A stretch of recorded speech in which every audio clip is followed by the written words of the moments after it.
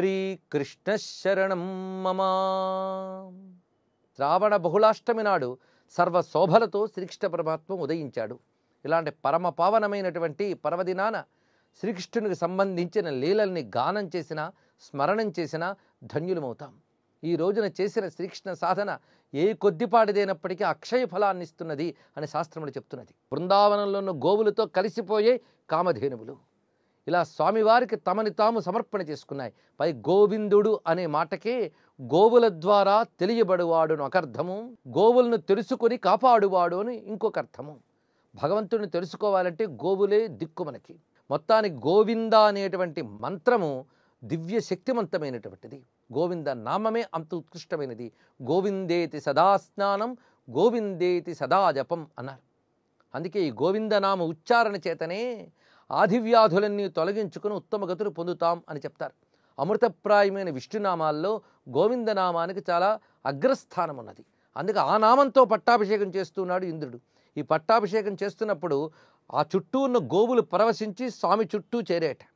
దానికి తోడు కామధేనువులు కూడా స్వామి చుట్టూ చేరే. ఇప్పుడు ఆ గోవులు ఈ గోవులు కలిసిపోయాయి. అన్నీ కలిసిపోయి కృష్ణుని సంపదలుగా ప్రకాశిస్తున్నాయి. కామధేనువులు స్వయంగా స్వామివారితో అంటున్నాయి, గోగణ సమేతయేన కామధేనువు భక్తజన కామధేనువైన ఈశ్వరునికిట్లనియే అన్నారు ఇక్కడ పోతన గారు. భక్తజన కామధేనువు కృష్ణుట్ట. అతడి ముందు ఈ కామధేనువుల శక్తి ఏ పాటి? విశ్వేశ విశ్వభావన విశ్వాకృతి యోగి వంద్య విను నీ చేతన్ శాశ్వతులమైతే మిప్పుడు శాశ్వతముగా కంటి మధిక సౌఖ్యంబు హరి. స్వామి, గోవులు ప్రధానం కాదు, గోవిందుడు ప్రధానము. గోవిందుడు ఉన్నప్పుడే గోవులకు విలువ.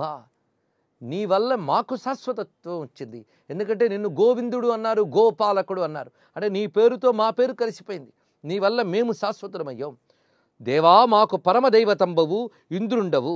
భూసుర గోసుర సాధు సౌక్షంబు కొరకు నిన్నింద్రుడిని చేసి పట్టంబు కట్టుమని విరించి నియమించి పుత్తించే.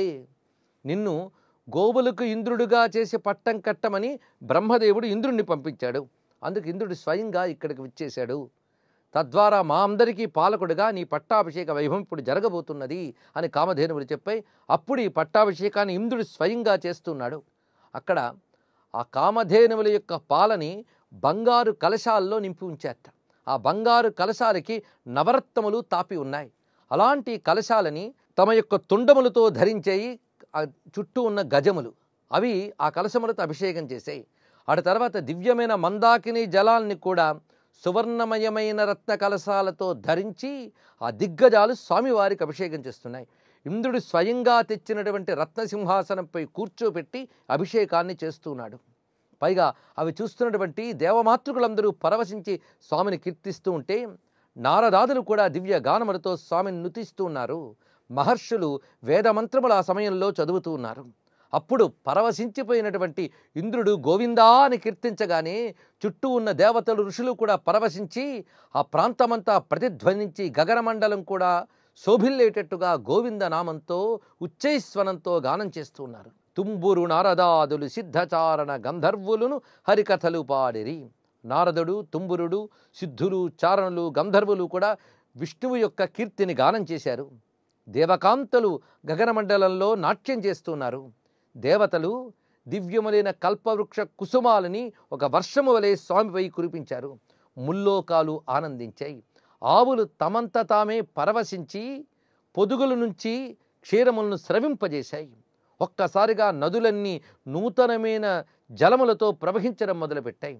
వృక్షములన్నీ హఠాత్తుగా కుసుమించాయి.